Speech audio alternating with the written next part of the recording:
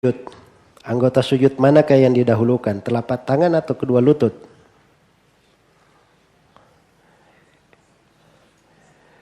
Itu ada tiga pendapat ya. Di sebagian ulama dia mengatakan telapak tangan dulu kemudian lutut. Sebagian ulama lagi kebalikannya, lutut dulu kemudian telapak tangan. Dan pendapat yang ketiga ada keluasan, boleh dua-duanya. Boleh dua-duanya. Dan saya lebih condong kepada pendapat yang ketiga. Karena hadits yang mengatakan tangan dahulu, kemudian lutut, itu ada kelemahan. Sebagaimana hadits yang mengatakan lutut dulu, kemudian tangan, itu lebih lemah lagi. Dari sudut riwayat. Jadi sepanjang dua-duanya ada kelemahan, makanya ada keluasan. Ada keluasan. Boleh tangan dahulu, kemudian lutut, dan boleh lutut dahulu, kemudian apa? Kemudian tangan. Tidak ada masalah. Untuk mana pendapat yang lebih rajih untuk turun ketika sujud? Tangan dulu atau lutut dulu?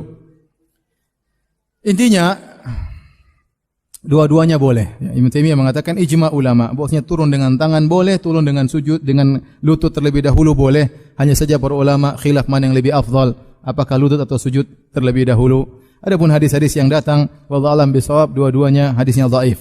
Baik yang melarang meletakkan tangan terlebih dahulu atau yang melarang meletakkan lutut terlebih dahulu, dua-duanya dhaif dan ini dhaifkan oleh sebagian ulama, sehingga yang terbaik bahwasanya mana yang mudah bagi seseorang ya. Adapun kalau kita pendapat jumhur ulama berpendapat lutut terlebih dahulu baru kedua tangan. Tangan dulu atau lutut dulu? Ada dua pendapat dalam masalah itu. Dua pendapat.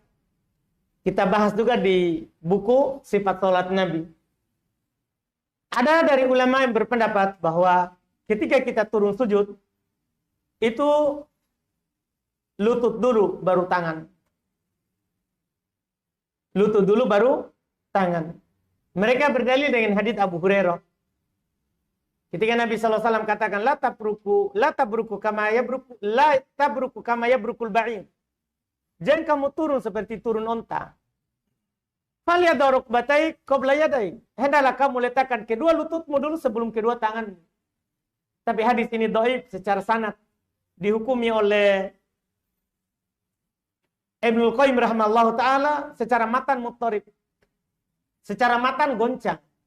Karena dia bilang, jangan turun seperti turun onta. Onta itu kalau turun, itu di bagian belakang dulu, baru bagian depan. Berarti lutut dulu, baru tangan. Karena onta itu di belakangnya kaki, di depannya adalah tangan. Sementara di ujung hadis, lutut dulu baru tangan. Lutut dulu baru tangan. Ini kan, jangan turun seperti turun onta, tapi lutut dulu baru tangan. Ini kan bertentangan lafadznya, kata Ibnul Qayyim. Nah. Katanya dilarang seperti onta, tapi kok disuruh lutut dulu baru tangan. Makanya Ibnul Qayyim bilang, muttarib. Sanad dhaif, matan muttarib, goncang. Tidak sesuai awal sama akhir. Oleh karena itu hadisnya belum dhaifkan. Ini pendapat pertama. Pendapat yang kedua, tangan dulu baru lutut. Tangan dulu baru lutut. Mereka juga berdalil dengan hadis ada dari Malik bin Huwairits dan juga selainnya. Bahwa Nabi SAW katakan, "Falyadha yadayhi qabla rukbatayhi." Atau kama qala Nabi. Hendaklah dia meletakkan kedua tangannya sebelum kedua lututnya. Hendaklah dia meletakkan kedua tangannya sebelum kedua lututnya. Iya, sebelum kedua lututnya. Tapi hadis ini dhaif. Yang mengatakan kedua tangan dulu baru kedua lutut, ini hadis dhaif. Juga secara sanad dhaif. Sekarang dua pendapat ini, semua hadisnya dalil yang mereka pakai adalah dhaif. Semua hadis dan dalil yang mereka pakai adalah dhaif. Mana yang kuat? Tangan dulu atau lutut dulu? Para ulama menyebutkan al-amru wasi, perkaranya luas, lapang. Artinya kita turun, boleh tangan dulu baru lutut, boleh lutut dulu baru tangan.